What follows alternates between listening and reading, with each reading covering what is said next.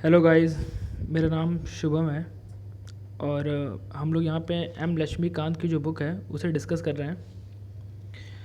और पिछले भी लेक्चर्स में मैंने 3 से 4 लेक्चर मैं दे चुका हूँ, 3 लेक्चर दे चुका हूँ। ये 4th लेक्चर है और हम पार्लियामेंट टॉपिक को डिस्कस कर रहे हैं और इसको कंटिन्यू रखेंगे।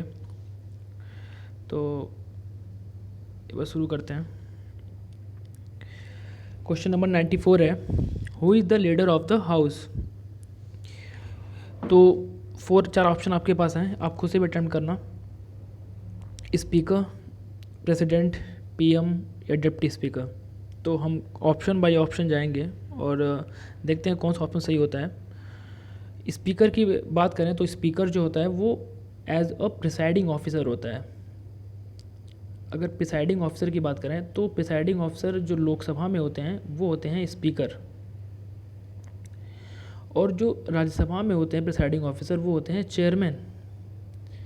और आप सब जानते हैं राज्यसभा का चेयरमैन कौन होता है? Vice president of India.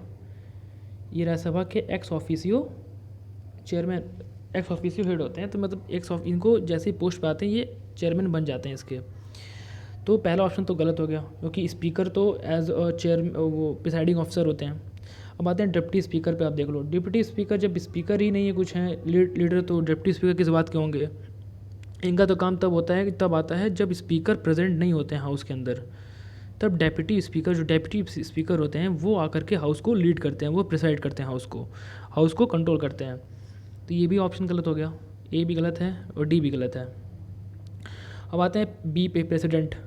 President of India ये सबसे सर्वोच्च पद है, हाईएस्ट पोस्ट है। और ये हाउस को लीड क्यों करेंगे? ये तो जो बिल पास होता है ना, ये उसको जा करके ये सिर्फ उस बिल पे अपना मोहर लगाते हैं। ठीक है, तो इनके पास इतना समय नहीं है कि ये लोकसभा के को लीड करेंगे। ठीक है, क्योंकि ये कोई गवर्नमेंट नहीं फॉर्म करते हैं, कोई गवर्नमेंट नहीं चलाते हैं। President is a highest post of India, like monarch in the Britain. अब आते हैं ऑप्शन सी पे। तो ऑप्शन सी एक ही बचा, ये क्या है? पीएम। तो जो पीएम होते हैं ना वो लीडर होते हैं हाउस के, ये लोकसभा के या हाउस के लीडर होते हैं। अगर पीएम चाहें तो अपनी जगह किसी और को भी लीडर अपनी पोस्ट जो है वो दे सकते हैं कि भैया आप लीड करो हाउस को। As a similar case, Lok Sabha में अगर पीएम बैठे हुए हैं तो लीडर हैं हाउस के, अगर ये चाहें तो अपनी जगह किसी और को नॉमिनेट कर सकते हैं कि ये हाउस के लोकसभा के लीडर होंगे। अगर ये चाहें तो राज्यसभा में भी किसी को भी ये अपॉइंट कर सकते हैं कि ये हाउस के क्या होंगे? लीडर होंगे। तो इसको याद रखना कि पीएम जो है हाउस लीडर होते हैं, और ये चाहें तो अपने हिसाब से किसी को भी अपॉइंट कर सकते हैं, हाउस का लीडर बना सकते हैं, चाहे वो लोकसभा हो चाहे वो राज्यसभा हो। आगे बढ़ते हैं। How many seats required to become opposition party in the house. आपको कितनी सीट चाहिए ताकि आप जो भी जनरल इलेक्शन हो रहा है उसमें as a opposition party stand out कर सकें इन रूलिंग पार्टी के खिलाफ, मतलब उनके अपोजिट में। तो 1/6, 1/8, 1/10 या 1/12। तो इसका सही ऑप्शन है ऑप्शन सी, 1/10। हमें 1/10 सीट चाहिए, कितने की? टोटल स्ट्रेंथ की। लोकसभा है, लोकसभा में कितनी सीट्स होती हैं? 500, 552 सीट्स होती हैं।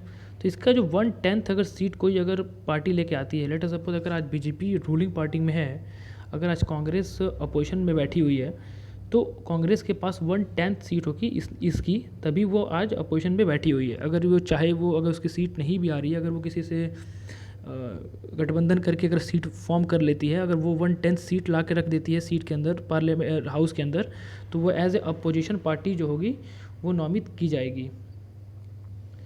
अगले क्वेश्चन पे आते हैं। In which year official leader of the opposition was recognised for the first time. किस साल में सबसे पहली बार जो ऑफिशियल पोस्ट है लीडर की, कि अपोजिशन ऑफ लीडर, ठीक है, जैसे अपोजिशन पार्टी आ गई कि भाई अपोजिशन पार्टी होगी, अब उस अपोजिशन पार्टी का लीडर कौन होगा, इसका सबसे पहली बार जो ये सब कॉन्सेप्ट लाया गया था अपोजिशन पार्टी का, उस लीडर का, ये किस सन में लाया गया था, ये क्वेश्चन है। तो ऑप्शन 1950, 1969, 1972, 1994। तो इसका सही ऑप्शन क्या है? इसका सही ऑप्शन को याद रखना 1969। ये फैक्ट है, इसको कम्प्लीटली याद रखना पड़ेगा आपको कि 1969 इज़ द पहली बार जो अपोजिशन पार्टी का जो लीडर था जो अपॉइंट किया गया था। और एक बात और याद रखना कि जो भी अपोजिशन पार्टी का लीडर होता है ना, उसको बिल्कुल सेम सैलरी मिलती है, अलाउंसेस, इनकी सैलरी हो गई, अलाउंसेस हो गया, जो भी होती है ना, वो बिल्कुल एक कैबिनेट मिनिस्टर की रैंक की होती है। मतलब जो कैबिनेट मिनिस्टर जो रूलिंग पार्टी का है, जो जैसा उसको अलाउंसेस मिल रहा होगा, जो उसकी सैलरी मिल रही होगी, बिल्कुल सेम सही वही सैलरी और अलाउंसेस एक अपोजिशन पार्टी के लीडर को भी मिलती है। तो इस पॉइंट को याद रखना। आगे बढ़ते हैं। In which country has a unique institution called shadow cabinet.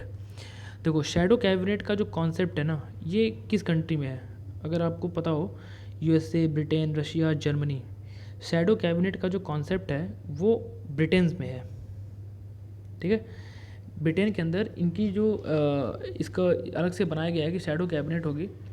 और शैडो कैबिनेट क्यों है, इसका मतलब क्या है? इसके नाम से ही क्लियर है। शैडो मतलब क्या होता है? छाया होता है। तो कैबिनेट का एक तरीके से एक एक एक परछाई, ठीक है। एक शैडो कैबिनेट का क्या है कि एक की परछाई हो गई। तो मान लो ब्रिटेन के अंदर कोई भी गवर्नमेंट है, अगर वो रूल कर रही है, ठीक है, तो इसके पैरेलल, बिल्कुल पैरेलल एक और गवर्नमेंट रूल करेगी। और वो गवर्नमेंट रूल नहीं करेगी, बिल्कुल उसमें कैबिनेट डिसाइडेड होगा। उसमें भी जो पोस्ट होती हैं सारे डिपार्टमेंट की, जैसे आज के डेट में पोस्ट्स हैं, जो पोस्ट दी जाती हैं हर डिपार्टमेंट को, ऐसे वहाँ पे मिनिस्टर्स अलॉटेड होंगे शैडो कैबिनेट के अंदर भी। और बिल्कुल सेम वही कैबिनेट मिनिस्टर्स उसी तरीके से शैडो कैबिनेट में भी होंगे, और जो मेन कैबिनेट चल रही होगी वहाँ पे भी होंगे और यहाँ पे भी होंगे। ये जनरली जो शैडो कैबिनेट होती है वो अपोजिशन पार्टी जो होती है वो फॉर्म करती है। वो इंडिया में कॉन्सेप्ट नहीं है, लेकिन अपोजिशन पार्टी फॉर्म करती है। क्योंकि अगर लेट बाई चांस अगर कोई ऐसी कंडीशन आ जाती है कि ब्रिटेन के अंदर अगर गवर्नमेंट का जो कैबिनेट रन कर रही, जो गवर्नमेंट रन कर रही है, अगर वो फॉल कर गई, लेट सपोज अगर वो फॉल कर जाती है, तो क्या होगा? इंडिया के अंदर अगर नो कॉन्फिडेंस मोशन अगर आ जाए, अगर नो कॉन्फिडेंस मोशन अगर बीजेपी के खिलाफ अगर पारित हो जाए, तो आज क्या होगा कि जनरल इलेक्शन होगा, सारी जो चीज़ें हैं वो सब गवर्नमेंट गिर जाएगी, एक जनरल इलेक्शन दोबारा से होगा, उसके बाद फिर हम डिसाइड करेंगे कि कौन रूल करेगा। तो इसमें क्या होगा कि जनरल इलेक्शन होने में, फिर इलेक्शन के रिजल्ट आने में एक लंबा प्रोसेस होगा, एक लंबा टाइम लगेगा। तो उस दौरान क्या होगा कि जितने भी आपके बिजनेसेस हैं जो कि पार्लियामेंट के अंदर पेंडिंग है, जो बिल्स हैं, वो सब में टाइम लैप्स होगा, ठीक है, उसमें टाइम बर्बाद होगा।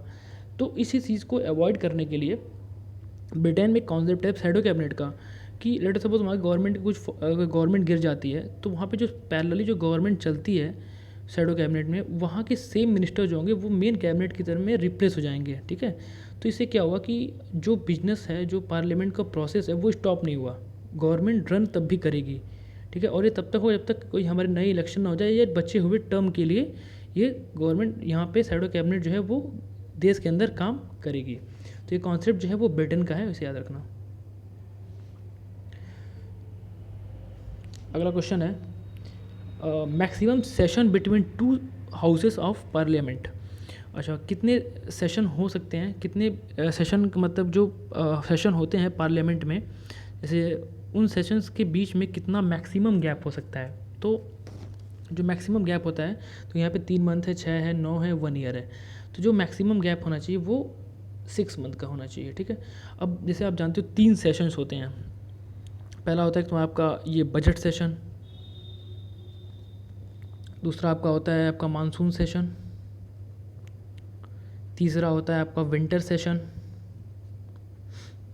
तो बजट सेशन जो होता है वो आपका बजट सेशन होता है वो आपका 4 मंथ्स का होते हैं। 4 मंथ से कब तक होते हैं? ये फरवरी टू अप्रैल, करीब मई या जून तक आते हैं, मई तक आते हैं। और मानसून सेशन जो होता है वो आपका जुलाई से सितंबर होता है, और ये विंटर करीब नवंबर और टू दिसंबर तक होता है। तो अगर हम बजट सेशन देखें तो ये करीब मई से हो गया आपका, फरवरी से हो गया आपका मई, तो मतलब 4 मंथ के आसपास। और मानसून सेशन जो होता है वो आपका जुलाई अगस्त सितंबर 3 महीने के आसपास। और जो विंटर सेशन होता है वो नवंबर दिसंबर 2 महीने का। तो ये 3 सेशंस होते हैं, ठीक है। ये इतने इतने टर्म के लिए, उतने ये मतलब इतने महीने के लिए होते हैं। अब कोई भी सेशन जो है उनके होने के बीच में कुछ गैप होता है ना, डिफरेंस, तो कितना मैक्सिमम गैप हो सकता है, ये क्वेश्चन था। तो ये मैक्सिमम गैप जो होते हैं वो 6 मंथ्स के हो सकते हैं। मतलब क्या हुआ कि कम से कम एक साल में, 1 ईयर में, कम से कम 1 ईयर में 2 सेशन तो होने ही चाहिए। कम से कम 2 सेशन किसी भी पार्लियामेंट का होना ही चाहिए, इससे मतलब कम नहीं हो सकता है। अगर 6 महीने का गैप है तो कम से कम 2 सेशन तो होने ही चाहिए। तो इसको याद रखना। ये कभी इमरजेंसी लग जाती है तो क्या होता है कि कोई सेशन नहीं हो पाता है। जैसे आज अगर कोरोना वायरस चल रहा है तो इसकी वजह से क्या होता है कि कभी कभी आपके वो सेशंस नहीं हो पाए अच्छे से। तो कभी कोई प्रॉब्लम आए, कोई इमरजेंसी लगे, कोई प्रॉब्लम आ जाती है तो उससे सेशन नहीं कंप्लीट हो पाते हैं। तो कम से कम 2 सेशन तो एक साल में कम से कम होने चाहिए। एक उनके बीच भले जो डिफरेंस है वो 6 महीने का हो, लेकिन कम से कम 2 महीने 2 सेशन होने चाहिए। आगे बढ़ते हैं। Which budget session is the longest. अब देखो यहाँ पे क्वेश्चन वही आ गया कि कौन सा जो बजट सेशन है वो लॉन्गेस्ट होता है। मैंने बताया ना कि बजट सेशन कितने का होता है, 4 मंथ का होता है। मानसून 3 का होता है। विंटर 2 महीने का होता है। ये 4 महीने का होता है। कौन सा होता है, ए ऑप्शन, यानी A option is the right option. आगे बढ़ते हैं। ऑप्शन क्वेश्चन नंबर 100 है, a sitting of the parliament can be terminated by. ठीक है, जो भी पार्लियामेंट की सिटिंग होती है उसको हम कैसे टर्मिनेट करते हैं, ठीक है। तो इसको टर्मिनेट करने का एक तरीका होता है, और जो तरीके होते हैं वो कौन कौन से हैं, एडजॉर्नमेंट मोशन और एडजॉर्नमेंट साइन डाई, प्रोरोगेशन और डिसोल्यूशन। पहले मैं आपको चारों चीज़ों को एक्सप्लेन करता हूँ। जैसे एडजॉर्नमेंट मोशन, एडजॉर्नमेंट मोशन के अंदर क्या होता है कि आपको पार्लियामेंट की जो सिटिंग होती है ना, सिटिंग अगर आज सिटिंग हो रही है तो इससे रोका जाता है कि भैया आज सिटिंग नहीं होगी, ये प्रॉब्लम्स है, और आपकी सिटिंग जो होगी इतने तारीख को होगी, या 2 दिन बाद होगी, या 1 महीने बाद होगी, या 1 हफ्ते बाद होगी। इसमें एक टाइम बता करके सिटिंग को रोक दिया जाता है। ये हो गया एडजॉर्नमेंट। जो ऑप्शन ए है इसे बोलते हैं वो वाला एडजॉर्नमेंट, जिसमें हम टाइम बता करके और सिटिंग को रोक देते हैं। अच्छा, एडजॉर्नमेंट साइन डाई क्या होता है कि एडजॉर्नमेंट साइन डाई का मतलब ये होता है कि ये भी तो एक तरीके से एडजॉर्नमेंट है, रोका ही जा रहा है। तो डिफरेंस क्या हुआ, डिफरेंस ये है कि इसमें हम टाइम नहीं बताते हैं, इसमें कोई टाइम का लिमिट नहीं होता है, ठीक है। इसमें हम टाइम का कोई लिमिट नहीं होता है। इसमें बिना टाइम बताए ही हम उसको हम रोक देते हैं। कोई लिमिटेशन नहीं होगी टाइम की कि हम कितने दिनों बाद हमारा दोबारा जो हाउस है वो स्टार्ट होगा, लेकिन यहाँ पे हम बताएंगे कितने दिनों बाद हमारा हाउस जो है वो दोबारा स्टार्ट होगा। थर्ड ऑप्शन क्या है, प्रोरोगेशन का। देखो प्रोरोगेशन क्या होता है कि ये किसी भी हाउस को इसमें भी टर्मिनेट किया जाता है, और इसमें भी बताया जाता है कि आपको जो हाउस है वो 2 दिन बाद, 3 दिन बाद, या नहीं बताया जाएगा, या डिसोल्यूशन, या लोकसभा का जो डिसोल्यूशन होता है, या प्रेसिडेंट करते हैं कि कोई भी जब सेशन ख़त्म हो जाते हैं, ठीक है, जैसे सेशन होता है ना बजट सेशन, मानसून सेशन, जब कोई भी सेशन ख़त्म हो जाता है उससे कुछ दिनों बाद प्रेसिडेंट ऑफ इंडिया प्रोरोगेशन लाते हैं कि इस हाउस को रोकने का। तो ये प्रोरोगेशन जो होता है वो प्रेसिडेंट ऑफ इंडिया लेकर आते हैं जब कोई सेशन कंप्लीट हो जाता है तब। इसमें क्या है, उसके बाद डिसोल्यूशन। डिसोल्यूशन के अंदर क्या है कि लोग, डिसोल्यूशन किसका सिर्फ होता है, लोकसभा का होता है। जब अगर कोई भी जनरल इलेक्शन करवाना है, या कोई अगर टर्म जो है वो 5 ईयर पूरा हो गया किसी भी लोकसभा का हाउस का, तो उसको हाउस को डिसॉल्व कर दिया जाता है। और डिसोल्यूशन के बाद क्या होता है कि दोबारा जनरल इलेक्शन होते हैं, और दोबारा से इलेक्शन होके दोबारा से गवर्नमेंट आती है और सारे काम होते हैं। तो ये सभी प्रोसेस जो है ना वो सब एक तरीके से टर्मिनेटिंग ही है, चाहे एडजॉर्नमेंट हो, चाहे सैंड डाई हो, चाहे प्रोरोगेशन हो, चाहे डिसोल्यूशन हो। ये एक तरीके से चारों के चारों क्या हैं कि एक टर्मिनेट कर रहे हैं, एक पार्लियामेंट की सिटिंग को टर्मिनेट ही कर रहे हैं, चाहे वो कुछ समय के लिए करें, चाहे वो लंबे समय के लिए करें, चाहे वो इलेक्शन करवाने के लिए करें। तो ये चारों जो ऑप्शन है ना वो सही है, यानी ऑप्शन जो डी है इसका, वो ऑप्शन क्या है वो सही है। Option D is the correct option. A B C D is all is the correct option, ठीक है। अच्छा, और अगर आपको कन्फ्यूज़न हो कि फिर इसमें अगर हम देखें तो एडजॉर्नमेंट साइन डाई और जो प्रोरोगेशन है इसमें डिफरेंस क्या है, हाँ, क्योंकि आपको हो सकता है कि एडजॉर्नमेंट साइन मतलब एडजॉर्नमेंट में और प्रोरोगेशन में डिफरेंस क्या हो सकता है।